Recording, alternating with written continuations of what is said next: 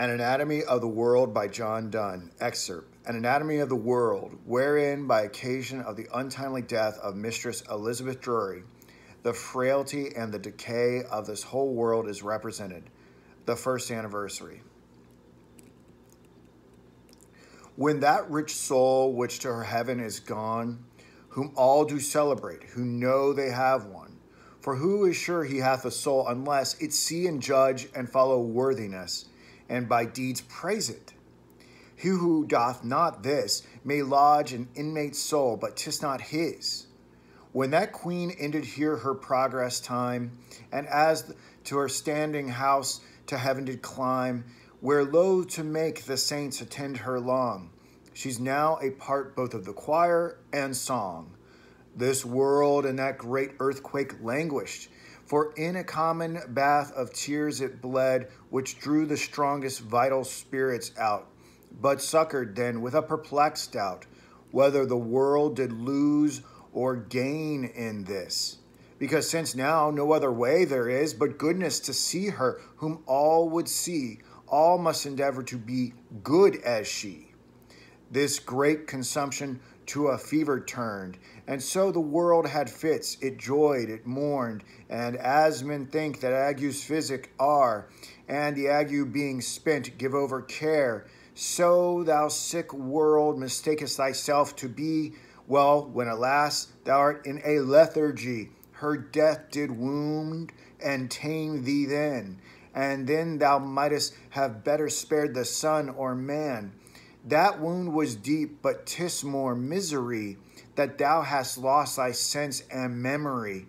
'Twas heavy than to hear thy voice of moan, but this is worse, that thou art speechless grown. Thou hast forgot thy name thou hadst. Thou wast nothing but she, and her thou hast overpassed.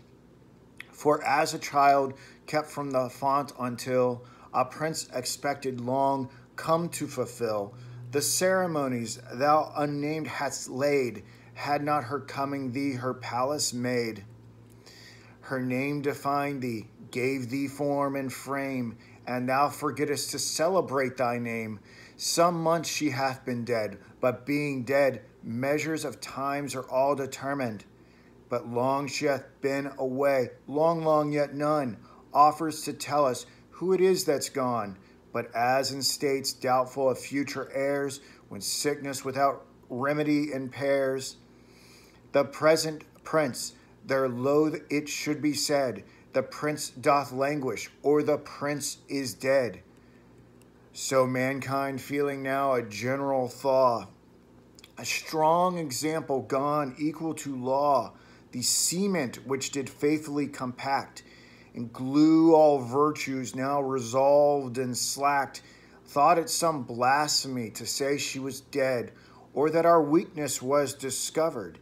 In that confession, therefore spoke no more, than tongues, the soul being gone, the loss deplore. But thou, it be too late to succor thee, sick world, yea dead, yea putrefied, since she, thy intrinsic balm and thy preservative, can never be renewed, thou never live. I, since no man can make thee live, will try what we may gain by thy anatomy. Her death hath taught us dearly that thou art corrupt and mortal in thy purest part. Let no man say the world itself being dead, 'tis labor lost to have discovered the world's infirmities, since there is none alive to study this dissection.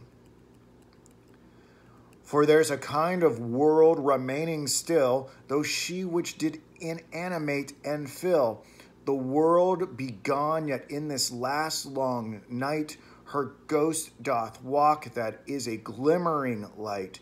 A faint, weak love of virtue and of good reflects from her on them which understood her worth, and though she have shut in all day, the twilight of her memory doth stay, which from the carcass of the old world free creates a new world, and new creatures be produced. The matter and the stuff of this, her virtue in the form our practice is. And though to be thus elemented arm these creatures from home-born intrinsic harm, for all assumed unto this dignity, so many weedless paradises be, which of themselves produce no venomous sin, except some foreign serpent bring it in. Yet because outward storms the strongest break, and strength itself by confidence grows weak, this new world may be safer, being told, the dangers and diseases of the old. For with due temper men do then forego, or covet things when they their true worth know. There is no health, physicians say, that we at best enjoy but a neutrality. And can there be worse sickness than to know that we are never well, nor can be so? We are born ruinous, poor mothers cry, that children come not right, not orderly, except they headlong come and fall upon an ominous precipitation. How witty's ruin, how importunate upon mankind it labored to frustrate even God's purpose, and made woman sent for man's relief, cause of his languishment. They were to good ends, and they are so still, but accessory and principal and ill. For that first marriage was our funeral. One woman at one blow then killed us all, and singly, one by one, they kill us now. We do delightfully ourselves allow to that consumption and profusely blind. We kill ourselves to propagate our kind. And yet we do not that we are not men. There is not now that mankind which was then, when as the sun and man did seem to strive, joint tenants of the world, who should survive, when stag and raven and the long-lived tree compared with man died in minority, when if a slow-packed star had stolen away from the observer's marking, he might stay 200 or 300 years to see it again, and then make up his observation plain.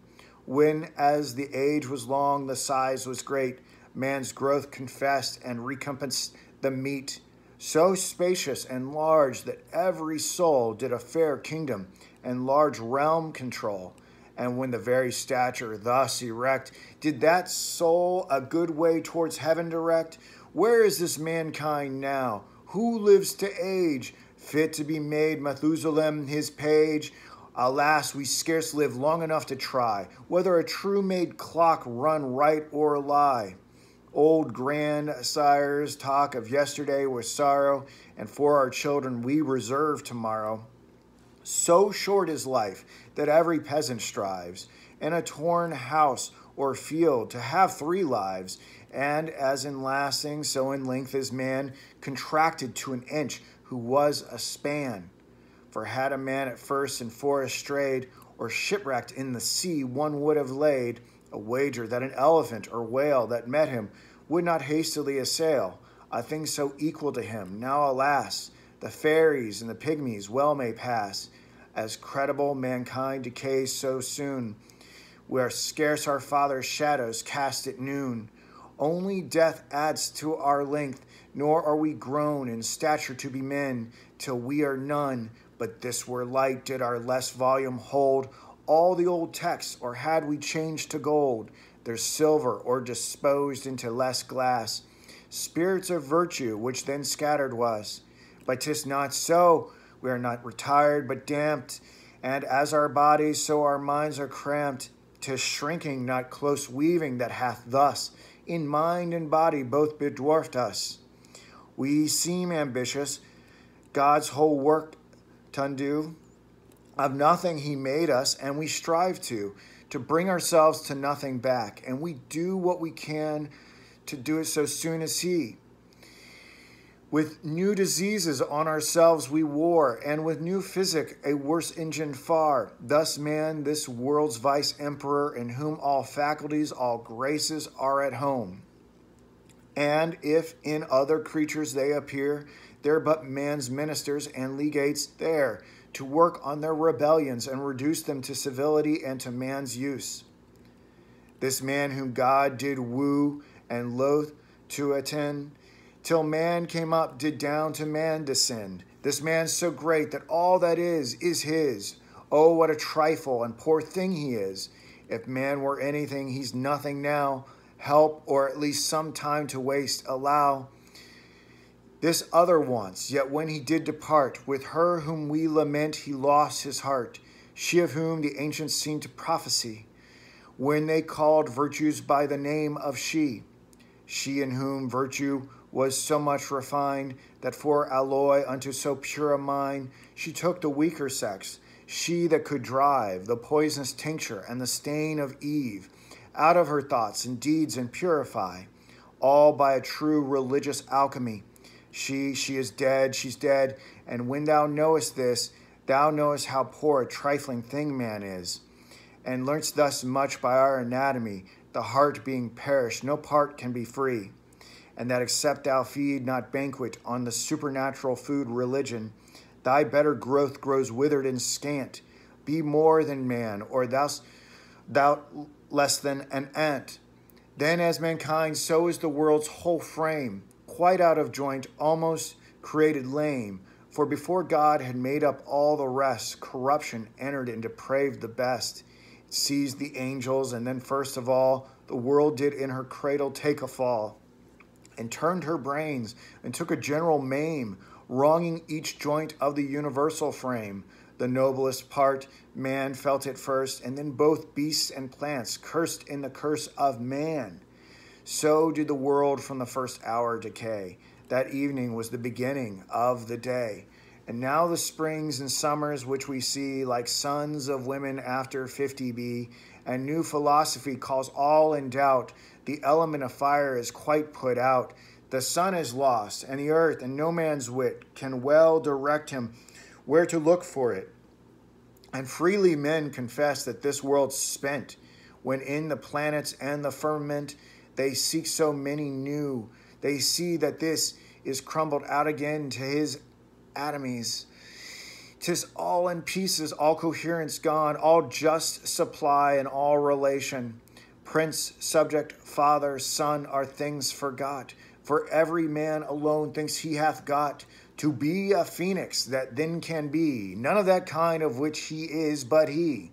This is the world's condition now, and now she that should all parts to reunion bow, she that had all magnetic force alone to draw and fasten sundered parts in one, she whom wise nature had invented then, when she observed that every sort of men did in their voyage in this world's sea stray, and needed a new compass for their way, she that was best and first original of all fair copies and the general, steward to fate, she whose rich eyes and breast gilt the West Indies and perfumed the East, whose having breathed in this world did bestow spice on those isles and bade them still smell so, and that rich India which doth gold inter is but as single money coined for her. She too whom this world must itself refer, as suburbs or the microcosm of her. She is dead, she's dead. When thou knowest this, thou knowest how lame a cripple this world is.